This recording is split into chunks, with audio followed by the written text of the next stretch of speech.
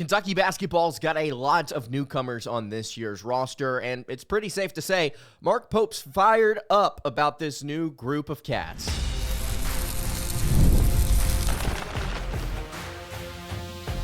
You are Locked On Kentucky, your daily podcast on the Kentucky Wildcats, part of the Locked On Podcast Network, your team every day. All right, what's going on, Big Blue Nation? Welcome on into Locked On Kentucky, your daily Kentucky Wildcats podcast. I'm your host, Lance Dawe, and on today's episode of Locked On Kentucky, we're going to take a look at Kentucky basketball's newcomers. Mark Pope had a recent interview with UK Sports Network, breaking down each individual skill set and character of Kentucky's newcomers. I want to dive into the different profiles that Mark Pope has laid out for these individuals, kind of talk about what we can expect from them this season based on what Mark Pope is saying here. And then to wrap up the show, I want to take a look at a specific newcomer that one of you guys highlighted in a listener question. Thank you guys so much for making Locked On Kentucky your first listen every single day. Want to remind everyone out there that we are free and available on all platforms. If you're watching on YouTube, would love it, guys, if you subscribe to the show. We are trying to get to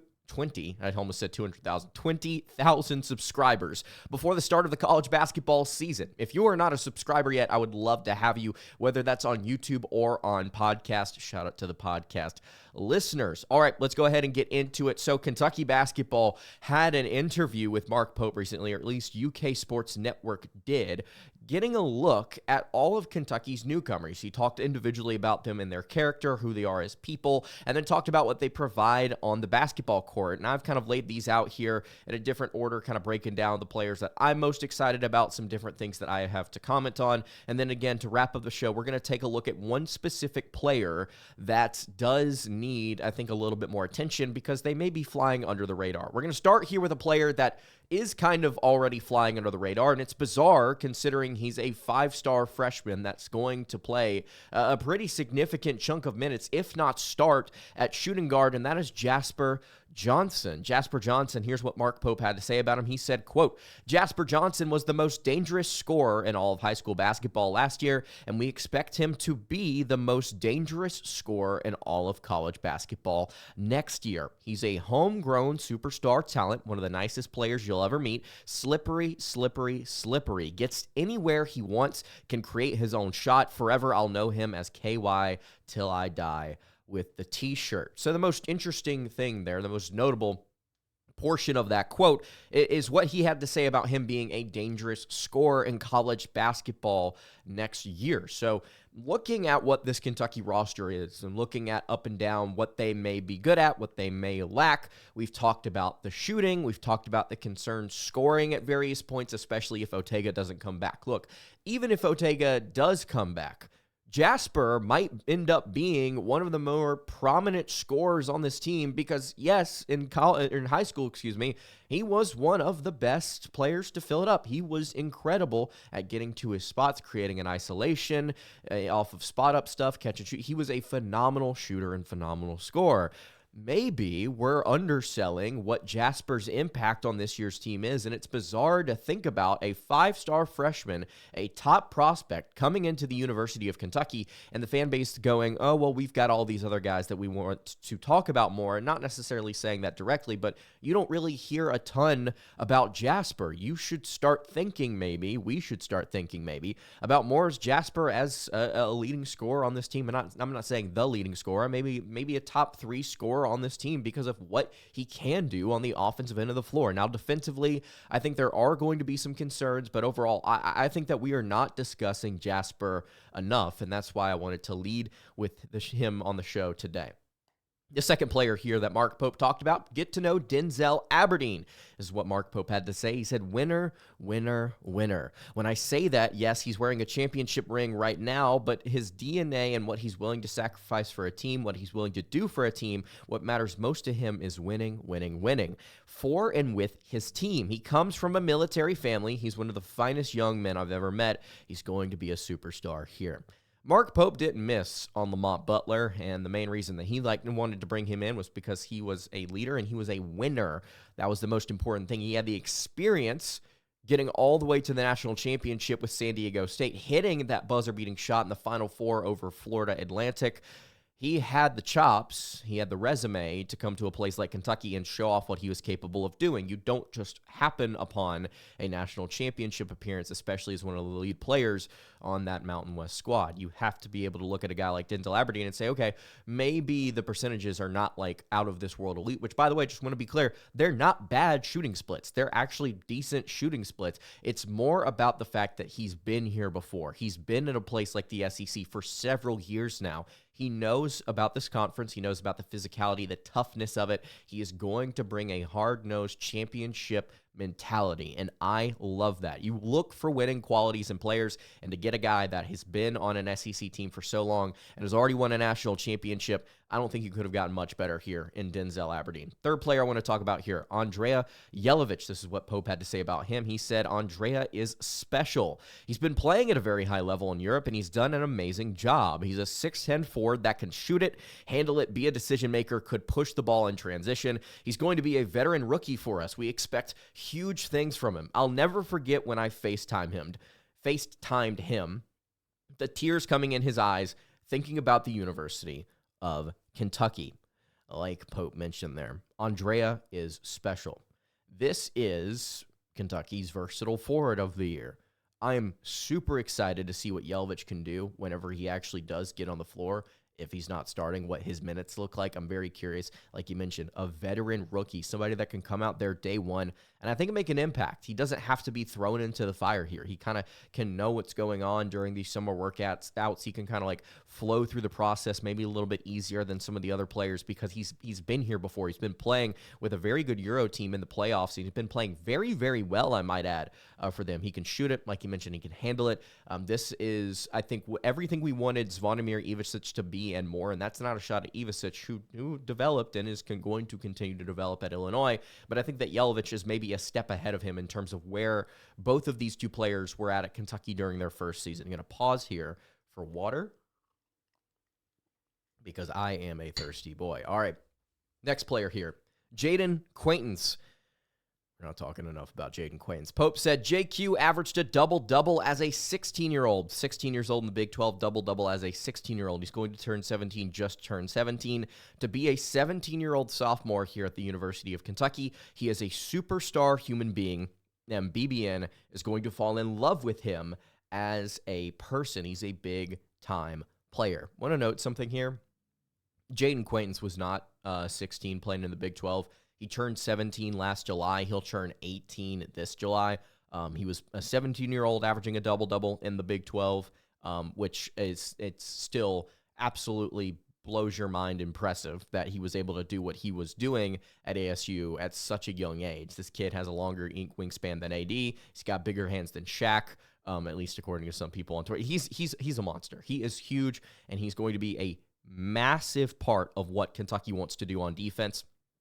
I am just hoping that he stays healthy throughout the course of the season. Like, isn't just out there, like, stays as healthy as possible, because the Wildcats are going to desperately need his command around the rim. If he's not out there, Kentucky might have some problems, but man, JQ is going to be very special whenever he's on the court and healthy. He can handle it. He can just absolutely explode out of the dunker spot. He is such a fun player to watch around the rim. He was also a pretty solid post player. One of you guys, I think, recently asked about, like, what do you think about JQ versus Graham Ike on Gonzaga? And I went back and watched the ASU Gonzaga game from last year, just a few days ago, and JQ held his own. Every single basket that Ike scored was on another Arizona State player. Frankly, I think actually JQ either outscored him or tied him in scoring, and had a few blocks and played well in that game. Whenever he was out of the game, Arizona State struggled because Gonzaga found all these different slips to the basket, and they were being really aggressive in transition. When JQ was on the floor, it was a little bit more difficult for them to do that. So I think JQ can be a massive anchor for the Wildcats, and against some of these top centers, I guess I should say, that Kentucky will face off against on their schedule, maybe you see some more success for UK than you did a season ago. Next player here, Jaylen Low. Jaylen Low is a connoisseur point guard, according to Mark Pope. You think about it, he averaged 6 assists per game last year. He can get anywhere on the floor that he wants to. This kid is going to be a magician playing at point for us. Yeah, he is a connoisseur point guard. This kid, like Pope mentioned, can get to anywhere he wants on the floor.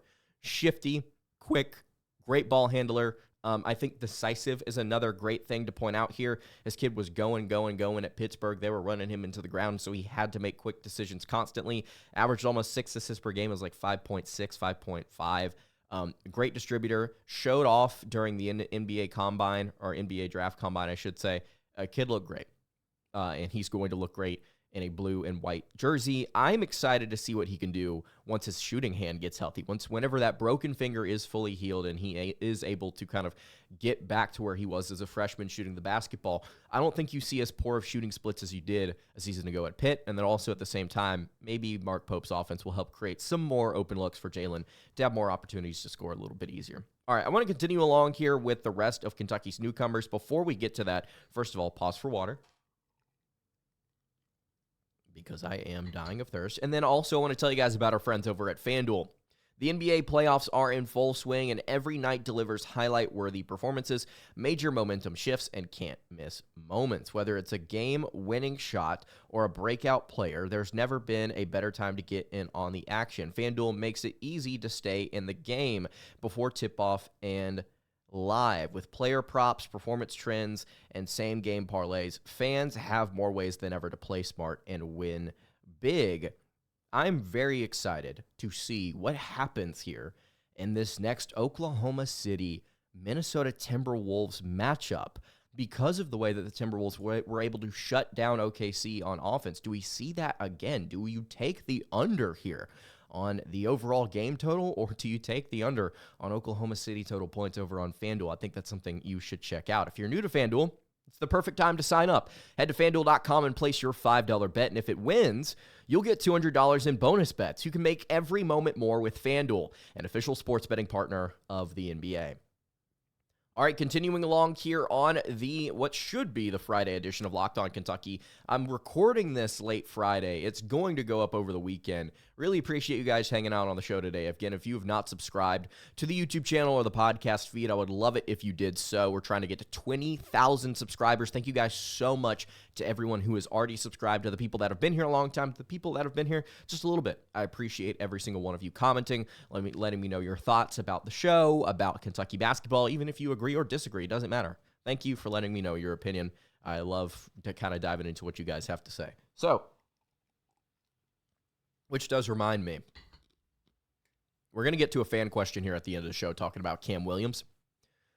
If you have a question for the show, either leave it here in the YouTube comments, or you can go to the post tab on my YouTube page. If you're listening on podcast, you can just go at Locked On UK on Twitter. Just DM me the question. I'll do my best to get to it. But on posts on my YouTube page, go over there, and the most recent post you'll see is a link to a Google form. You go click that link, and you can ask a question, leave your username, and I will get to it here on the show. We've got like 19 in there. We've already answered like 6 or 7. We're going to get to the rest of them. But before we do any of that, let's continue along breaking down Kentucky basketball's newcomers. Mark Pope is fired up about this group, and so am I. To talk about a guy that we aren't discussing enough, man, like it feels like we kind of highlight, like, oh man, well, let's see, who do we? Well, we're obsessing over Owe. We're talking about him. We're talking about Jasper, and I think that we're talking about Jasper now, and I think that JQ maybe is the other player that we're talking about a ton, man. But the backup to him in Garrison, Malachi Marino. Malachi Marino, says Mark Pope. You talk about great character and human beings. His mom is brilliant. His brother is so wonderful. This Malachi Marino, if he was leading everything in the state of Kentucky, this would be a better place. He's just a beautiful kid. He's also 7'1". He's racing up the draft charts already, and he's going to be a force to be reckoned with. There was a post, and I'm so sorry that I did not bookmark this to be able to give this account a shout out, because I think they do a lot of consistent work over there on Twitter, like just graphics and stuff. But it was a post like breaking down like Kentucky basketball statistical leaders heading into this season. What they meant by that was like, hey, look, here's points per game, assists per game, rebounds per game for all the newcomers, all of the returnees, just conglomerated together. Malachi Marino leads that list. Yes, there were players that had points per game in high school and stuff like that, but he leads that list with 23-plus points per game in the high school ranks. Malachi Marino was filling that thing up, dude. And A 7-foot center, a 5-star 7-foot center out of the state, no less, coming to the University of Kentucky that has all of these, I think, high floor qualities about him as a freshman. It's difficult to not envision a world where Malachi gets on the floor at least a little bit this season. Maybe he gets on there more than we expect, and he becomes a legitimate lottery pick type player for Kentucky in the future because of just how good this kid could be. Talk about the great character, talk about his family being incredible, talk about just how awesome Marino is just here at Kentucky now. I think that people are going to latch on to him, they're going to love him for who he is, and they're also going to really love and appreciate what he's able to do on the court for the University of Kentucky.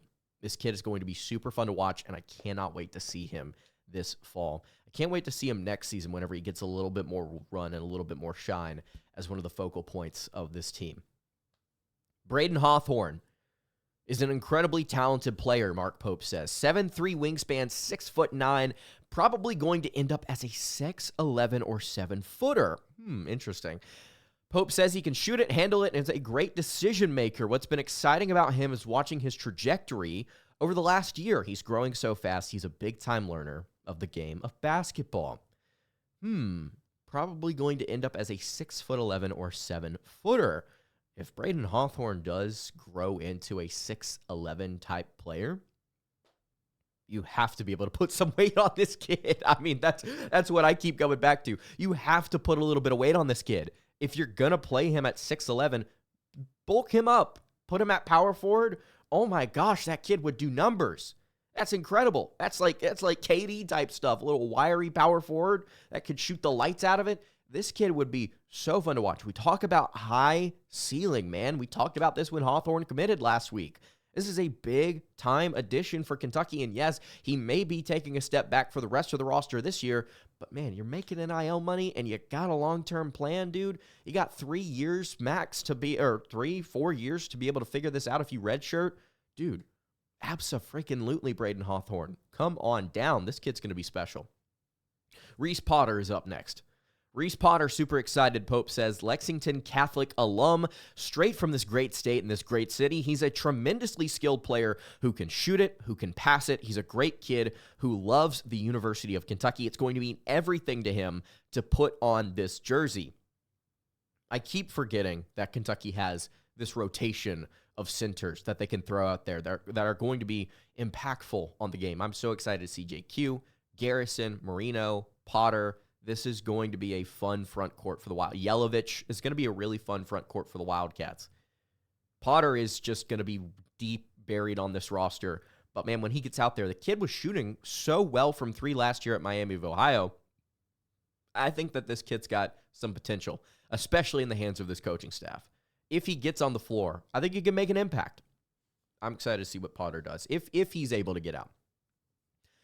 Mo Diabate is next to last. Here's what Pope had to say about Mo. I was just with Mo yesterday in New York, visiting him and his family. He's a dog. I mean, this cat is an undersized power player. Not a power forward or a power wing. He's a power player. He shot 46% from the three-point line on low volume last year. He's an unbelievable playmaker out of ball screens, playing at the 4 spot. What an elite offensive rebounder and the best kid ever.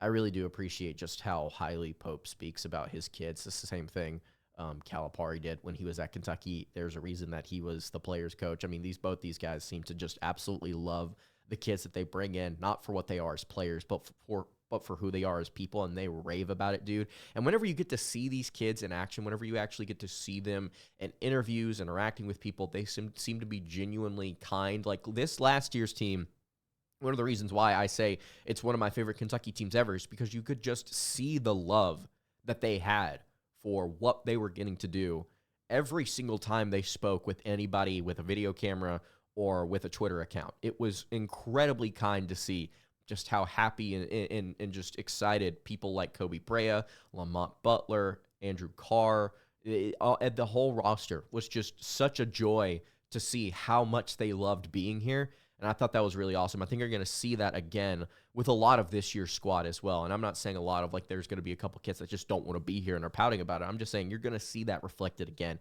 because of who the head coach is. The head coach, the players by extension are just are an extension of the head coach, I think, emotionally, and because of the way that they're coached through him, the way that they interact with him while they're around him. I think it rubs off on them, and it's infectious. They're going to take on parts of what he wants this program to be, and they're going to show it to the world. And I'm excited to see how they do that. But Mo Diabate, man, rebounding is the big thing for me. He averaged, 5.9 at Alabama last season. I think he's going to have to see that number go up. This kid is a physical, hard hat type player like he was with the Crimson Tide. If he can keep that high efficiency on low volume, if he can keep that high percentage on low volume, we're going to see an incredibly impactful player here. Defensive dog, great rebounder, and a really cool addition to this year's squad. And the final player, pause again for water. Apologies, guys. I am just dying of thirst. Is Kam Williams. Before we get to both Kam Williams and the fan question, I want to remind you guys, first of all, thank you so much for watching the show. I really do appreciate it. If there is a specific question that you have for the show about the basketball team, about anything going on with this program, you could drop it in the comments below. There are a couple of you that have asked about football and about talking about it and about what's going to happen with the squad this year. I am going to discuss it whenever Media Days gets here. We'll talk about it. We'll preview it. We'll talk about the roster. We'll talk about the additions. We'll talk about what on earth Mark Stoops is going to do to actually revitalize what feels like just a downward trajectory. Can he get it back up? I'm currently very displeased with the current state of the football team, but we'll see what happens. We will have to discuss it because the Mark Stoops era might be coming to an end, or it might not. Shoot, we don't know. He could rebound. He could win 9 games somehow out of nowhere this season, and then everything's all is right in the world before he goes 5-7 the following year. Anyway, appreciate you guys tuning in. Kam Williams is the final player here, and we got a listener question from Based Otega Fan. We've already answered a question of his on the show. We're going to go back to the well here again. But first, Mark Pope's quote about Williams. He says, Kam Williams, I'm telling you, this kid is special. NBA personnel are going crazy over him. He shot 43% from 3, but he wasn't toes on the line. He was shooting at 27 or 28 feet. He's got incredible length. He's got a toughness about him. He's going to be great player. He's going to be a great player here. And then Based Otega Fan asks, Lance, am I crazy for thinking that Kam Williams may have a bigger role on this season than most anticipate? Given his size and shooting versus shooting ability, I think he may be getting slept on due to the depth. I feel like the kid could see legitimate minutes over how he performs during practices and squad scrimmages. Thank you for everything you do for BBM. Thank you, Based Otega Fan. I do really appreciate it. And you make a very valid point here. Are we overlooking Kam Williams' role on this team? Go back to, on paper, what this Kentucky team is good and could be concerning about. Or go back to, on paper, what this Kentucky team looks like they are going to be good and maybe they may struggle with. Shooting is the one thing I keep going back to saying, does Kentucky have enough shooting? Do they have enough shooting? Do they have enough shooting? They're going to put up shots this year, but are they going to go in? Obviously, they're not going to go in at the rate that last year's squad had them go in. If it does, holy cow, this team's going to win it all. But guys like Kam Williams sort of help push back on the narrative that Kentucky doesn't have enough shooting. 43% from 3, and he was firing at Tulane, firing in the corners, on the wings, deep from beyond the arc. Dude, these were some tough shots, and he was knocking them down at an insanely high clip for a 6'8" freshman. On top of this, Mark Pope points it out, NBA personnel are going crazy over him. It's athleticism, length, and like Pope said, toughness. This kid has it all. This is a legit offensive weapon that can also swat some shots away on defense, get up, make plays. We might be underestimating Kam Williams' minutes on this team at small forward. You may see him play and get a lot of run if Kentucky does not have better options for shooting at that spot. Imagine a world where you have Jaylen Low, Otega Owe, Kam Williams, Andrea Yelovich, and somebody like JQ. That's a hard lineup to stop. On paper, that's a very hard lineup to stop. You've got somebody like Kam who can shoot very well, Yelovich who can shoot very well. Jalen's going to be taking shots and knocking them down. Otega is great. And you've got JQ who is trying to polish his outside game. We will see if that happens. But I think we need to at least monitor this space, the development this offseason, and then Kam Williams, the objective need at small forward. Kentucky needs outside shooting, and they get it here in a guy from Tulane. We'll see what happens. He might have a bigger role this season than most anticipate. I agree with Based Otega fan. All right. That's going to do it for today's episode of Locked On Kentucky. You can follow the show on Twitter at Locked On UK. You can follow me on Twitter at @LanceDawe_, and follow the show over on Instagram. That is at Kentucky Podcast. Any questions, comments, concerns, you can drop those in the YouTube comments below. I will see you all tomorrow for another episode of Locked On Kentucky. Hope you guys have a great rest of your day, and God bless.